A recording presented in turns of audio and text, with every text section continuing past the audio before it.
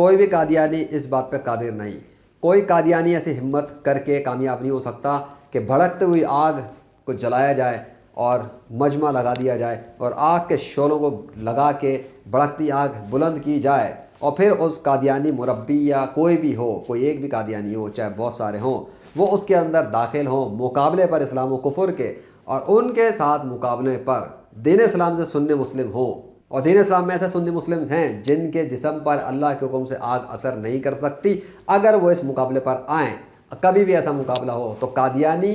آگ سے جل جائیں گے، جبکہ ان سنی مسلمانوں کے جسم پر اللہ کے حکم سے آگ اثر نہیں کرے گی جب بھی آگ میں بھڑکتی ہوئی آگ میں جانے کا مقابلہ ہوگا. اور جسم پر کوئی کیمیکل استعمال نہ کیا جائے، کوئی سائنٹیفک اکوپمنٹ نہ پہنے جائیں، بیئر